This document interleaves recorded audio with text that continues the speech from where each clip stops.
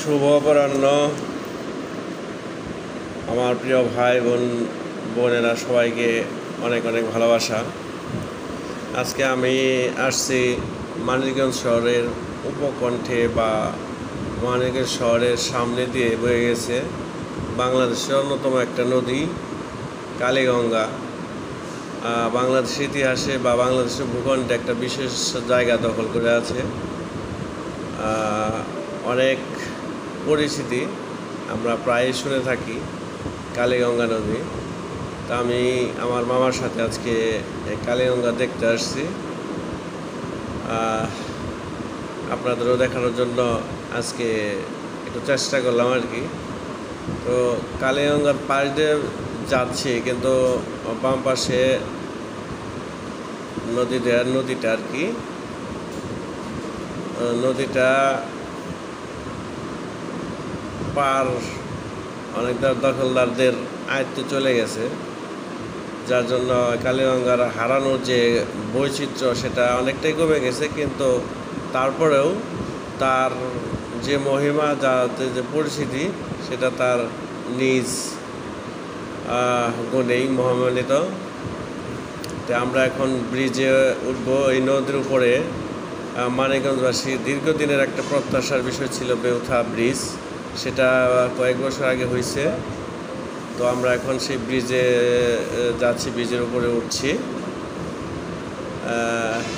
অথচ আস্তে আস্তে যাচ্ছি বাইকে, যার জন্য হয়তো বা ভালো একটা দৃশ্য দেখতে পাচ্ছেন না, কিন্তু আমি দেখাবো আর কি। আপনারা সাথে থাকেন। এখন সূর্যাস্তের ঠিক পূর্ব মুহূর্ত, গোধূলি প্রায় বলা যায়। বৃষ্টি না হওয়ার কারণে পরিবেশের মধ্যে একটা ধূলিময় অবস্থা বিরাজ করছে। তো এই জন্য অন্ধকার মনে হয় যে শীতের সন্ধ্যা, কিন্তু আসলে বিষয়টা তা না। এই পরিষ্কার পরিবেশটা অপরিচ্ছন্ন। তো মোটামুটি বেশ বড়। আমরা ব্রিজের উপরে দাঁড়িয়ে একটু ব্রিজের বা নদী, আশেপাশের পরিবেশ একটু দেখার চেষ্টা করতেছি, এবং সাথে আপনাদেরও দেখানোর চেষ্টা করতেছি। সেই কালীগঙ্গা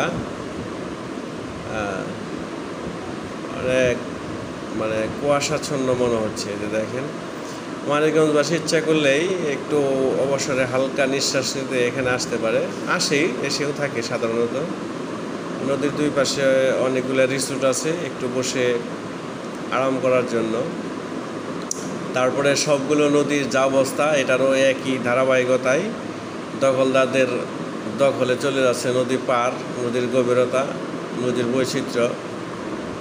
আসলে বাংলাদেশের জনগণ আসলে একটু সচেতন, বা কি বলবো, যে সবসময় বর্তমান চিন্তা করে, ভবিষ্যৎ প্রজন্মের কথা চিন্তা করে না, যার জন্য যে এই নদীর অবস্থাটাগুলো এরকম।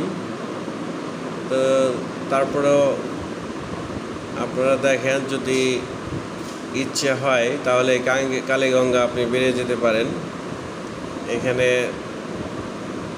আসলে হয়তো ব্রিজে 10টা মিনিট দাঁড়িয়ে থাকলে ভালোই লাগবে বলে মনে হচ্ছে আমার কাছে খুব ভালো লাগে। তো সবাইকে ভালো থাকার জন্য আহ্বান জানিয়ে আজকের মতো এখানেই শেষ করছি।